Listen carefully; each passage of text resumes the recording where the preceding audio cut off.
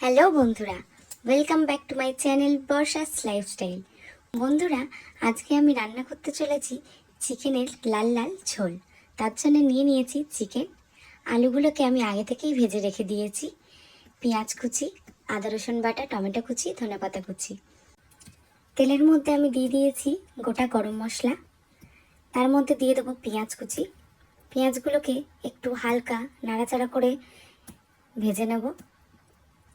ভেজে নেওয়ার পর এর মধ্যে একে একে দিয়ে দেবো আদা রসুন বাটা। এটাকে আরেকটু নাড়াচাড়া করে নিয়ে এর মধ্যে দিয়ে দেবো হলুদ গুঁড়ো, কাশ্মীরি লঙ্কার গুঁড়ো, আর দিয়ে দেবো জিরে গুঁড়ো। মাংসটা দিয়ে দিয়েছি, স্বাদ মতন নুনও দিয়ে দেবো। আলুগুলোও দিয়ে দিয়েছি।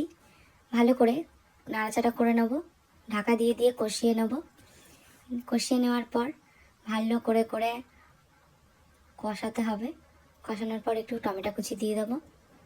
দিয়ে দেওয়ার পর দেখো আবারও ভালো করে নাড়াচাড়া করে কষিয়ে নিচ্ছি। দেখবে কতটা তেল বার হয়। দেখো কতটা তেল বার হয়েছে এই মাংসটা। এটা হচ্ছে বড়ার মুরগি, তাই এতটা তেল বার হচ্ছে। জল দিয়ে দিলাম। আমার চিকেন রান্না রেডি।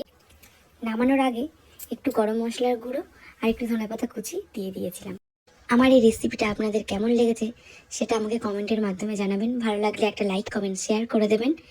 আজকের মতন টাটা।